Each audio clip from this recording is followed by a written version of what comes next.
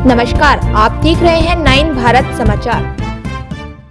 नमस्कार, आप देख रहे हैं 9 भारत समाचार। मैं हूं नेहा राठी। आइए देखते हैं आज की बड़ी खबर। उत्तराखंड अधीनस्थ सेवा चयन आयोग देहरादून द्वारा विभिन्न विभागों की स्नातक स्तरीय पदों के लिए लिखित प्रतियोगिता परीक्षा आयोजित कराई जा रही।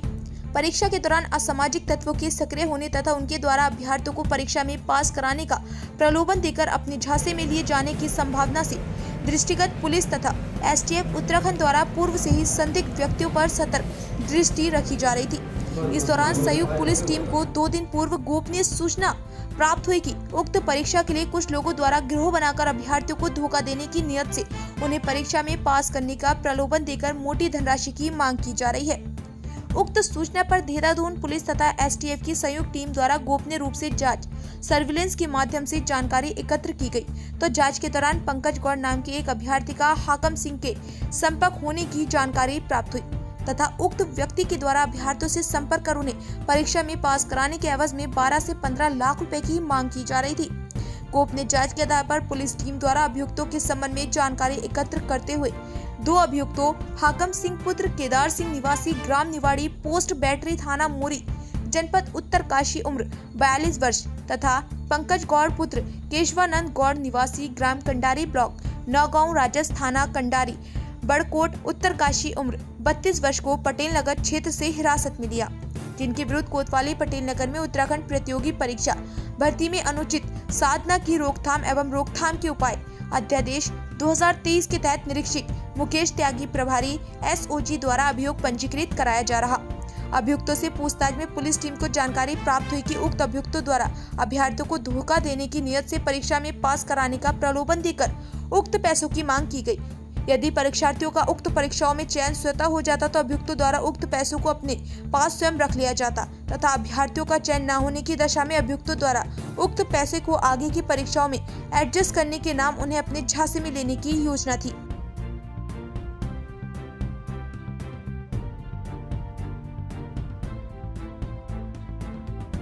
कौन लोग इसमें गिरफ्तार हुए? जैसा कि आप लोग विदित हैं कि कल स्नातक स्तरीय परीक्षा यूके SSSC द्वारा आयोजित की जा रही है और इसमें जो सख्त नकल अध्यादेश माननीय मुख्यमंत्री द्वारा लाया गया था 2023 में, उसके बाद से सभी परीक्षाओं की शुचिता और उसकी निगरानी का टास्क एसटीएफ को दिया गया था, साथ ही इंटेलिजेंस एजेंसीज को और सभी जिला पुलिस के को निर्देश जारी थे कि इसमें जो है कभी भी जब भी कोई परीक्षा ऐसी आयोजित होगी तो जो पूर्व में इस तरह से लोग परीक्षाओं की जो नकलों में शामिल रहे हैं, ऐसे गैंग शामिल रहे हैं या ऐसे छात्र जो कहीं ना कहीं इस परीक्षाओं में कहीं लिप्त रहे हों, उन पर निगरानी रखी जाए। तो उसके लिए जहाँ पर स्पेशल टीम जो साइबर कमांडो ट्रेनिंग वाले हैं वो भी निगरानी रखते हैं, साथ ही साथ एसटीएफ की जो टीम रहती है और जो भी इनपुट प्राप्त होते हैं उस पर लगातार पुलिस निगरानी करके उसमें एक्शन करती है। तो अभी तक जो भी सूचना आई थी उसको सभी को हम वेरीफाई भी करते हैं। इसी तरह की एक सूचना 2 दिन पूर्व जो है प्राप्त हुई थी, जिस सूचना पर यह बात बताई गई थी कि कुछ छात्रों में जो है 12 से 15 लाख रुपए लेकर परीक्षा में पास कराने की बात चल रही है। इसके आधार पर एक संयुक्त टीम देहरादून पुलिस और एसटीएफ की बनाई गई थी।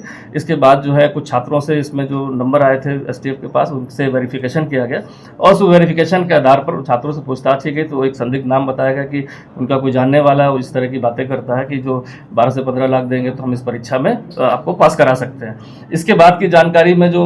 टीमें लगी तो उसमें जो हाकम सिंह का नाम आया, इसमें जो लड़का था पहले पंकज गौड़ से पूछताछ हुई। उसने बताया कि वो हाकम सिंह के पुराना जानने वाला है और इस कारण से उससे बात करी थी। और हमारे पास अभी वर्तमान में कोई ऐसी चीज़ नहीं, लेकिन जब ऐसे छात्र देखे उसको इंटरेस्टेड कि कहीं उनको बरगला कर उनसे कुछ पैसे ले लिए जाए एडवांस में, इस कारण से उसने हाकम सिंह से बात करी और हाकम सिंह से भी पूछताछ इसमें एसटीएफ द्वारा भी की गई, जिसको विस्तार से अभी एसएसपी एसटीएफ साहब बताएंगे। देखिए, अभी तक ये दोनों लोग जो अभियुक्त हैं जिनको हिरासत में लिया गया है, इस संबंध में पटेल नगर कोतवाली देहरादून जनपद में अभियुक्त पंजीकृत किया जा रहा है। इसमें इन दोनों के द्वारा कुल 6 छात्रों से बातचीत की गई और अभी किसी भी छात्र द्वारा इनको पैसा नहीं दिया गया और इनके द्वारा ये एक तरीके से प्रयास किया गया इस एग्ज़ाम की शुचिता को भंग करने का। और इसमें ना तो इनके पास कोई सोर्स था और ये इनका प्लान ये था कि हम पैसे ले लेंगे और अगर किसी का सिलेक्शन हो गया तो पैसे रख लेंगे, नहीं तो इनके लौटा देंगे, नहीं तो किसी अगले एग्ज़ाम के लिए कमिट कर देंगे। जो कल ये एग्ज़ाम होने वाला है इसकी शुचिता गोपनीयता बिल्कुल इंटैक्ट है, इंटीग्रिटी बिल्कुल इंटैक्ट है और इसमें ये सिर्फ भ्रम फैलाने के लिए ये प्रयास किया गया। और इसमें कोई संदेह नहीं है कि कल का एग्जाम बिल्कुल ट्रांसपेरेंट है। और इसमें ये जो प्रयास किया गया, इन लोगों को अरेस्ट करके इनके खिलाफ केस लिखा गया, इसके अतिरिक्त जो पहले भी इस प्रकार के प्रकरण में जो लोग प्रकाश में आए हैं या जेल गए हैं, उन सारे लोगों को राउंड अप करके आज पूछताछ की जा रही है। इसके अतिरिक्त और जनपदों में भी काफी सारे सस्पेक्ट को थाने चौकियों पे बुला के एसटीएफ द्वारा, जनपद पुलिस द्वारा पूछताछ की जा रही है। इसमें ये पंकज गौड़ ने जो 6 छात्रों को फोन किया, ये टेक्निकल एनालिसिस में ये हाकम सिंह के कांटेक्ट में था, फिर उसको पूछताछ के लिए लेके आया गया और पूछताछ में फिर जब इन लोगों का कन्वर्सेशन प्रूफ हो गया, एक रिकॉर्डिंग उपलब्ध हुई हमें, तब इन लोगों को अरेस्ट किया गया। और आपके माध्यम से ये कहना चाहूँगा कि जो परीक्षार्थी कल एग्ज़ाम देने जा रहे हैं वो बिल्कुल निश्चिंत होकर जाएं, बिल्कुल इंटैक्ट इंटीग्रिटी है एग्ज़ाम की, और ये एक प्रयास था। और जो नकल विरोधी अधिनियम आया है वो इतना सख्त है, जिसमें कि अपर पुलिस अधीक्षक स्तर का अधिकारी तो उसकी विवेचना करता है, और इसमें अगर एग्ज़ाम को लेकर कोई भ्रम की स्थिति भी फैलाता है तो उसके खिलाफ भी कार्रवाई इसमें करी जाएगी। तो इसमें आगे भी अगर कोई भ्रम फैलाता है, इसमें कोई कंफ्यूजन या फेक इंफॉर्मेशन सोशल मीडिया या किसी माध्यम से फैलाता है, तो उसके खिलाफ भी इस एक्ट के तहत कार्रवाई की जाएगी। इसमें मैं एक चीज़ और ऐड कर दूंगा कि जो परीक्षा है, जो भी आयोग द्वारा परीक्षाएं संचालित की जाती हैं, और खासकर कल की परीक्षा को भी देखते हुए, बड़ी परीक्षा जैसे देहरादून में 121 सेंटर है, 40,000 से ज़्यादा परीक्षार्थी हैं, सभी परीक्षा केंद्र के 200 मीटर की परिधि में कोई भी ऐसी गाड़ी, वाहन, टेक्निकल गैजेट्स कहीं भी अलाउड नहीं, जो रात को भी चेक किया जाता है और सुबह भी प्रातः एग्जाम से पहले किया जाता है। हर सेंटर पर HHMD के साथ महिला पुलिस कर्मी भी नियुक्त किए गए हैं। साथ ही एग्जाम सेंटर के लिए एक SI दिया गया है। सारे सेक्टर जोन्स में डिवाइड रहता है, जो लगातार आकस्मिक रूप से ऐसे सेंटर्स को चेक करते हैं। तो देखा जाए जो टेक्निकली जो काम होता है वो, और मैनुअली, ये दोनों काम लगातार हम सारी परीक्षाओं में करते हैं, जिससे कि कहीं कोई इस तरह के अटेम्प्ट करने का प्रयास भी सोचे तो वो सफल ना हो पाए। क्योंकि ये जो सूचना प्राप्त हुई थी, कहीं ना कहीं से ऐसा प्रतीत होता है कि एक अपने इंटरेस्ट में एक व्यक्ति द्वारा जो है, जो पुराना जो जिसका मोडस ऑपरेंडी यही रहा है कि लोगों से, छात्रों से पैसे ले लेना और पैसे लेने के बाद जो है उनको अगली परीक्षाओं में एडजस्ट करने का झांसा देना, तो कहीं ना कहीं ये मोटिव पाया गया कि जो षड्यंत्र के तहत ऐसे जब छात्र मिल रहे हैं उनको इंटरेस्ट जगाकर उनसे जो है लिए जाए। और इस तरह की जो रूमर फैलने की बात भी आती, कहीं रूमर फैल जाए कि परीक्षाएं सही से नहीं हो रही हैं, जिससे कि जो है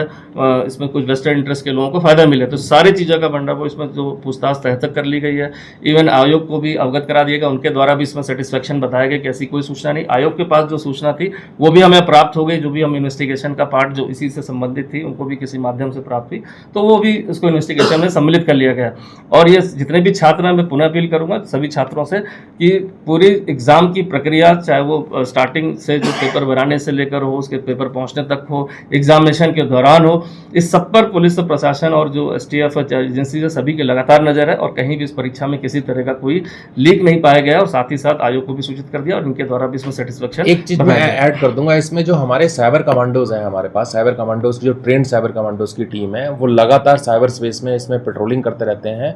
और इसमें सोशल मीडिया को हम मॉनिटर करते रहते हैं और लगातार कर रहे हैं राउंड द क्लॉक। और कोई भी सूचना, कोई भी भ्रम, कोई भी गलत पोस्ट करेगा तो उसके खिलाफ निश्चित तौर पे कार्रवाई की जाएगी। सर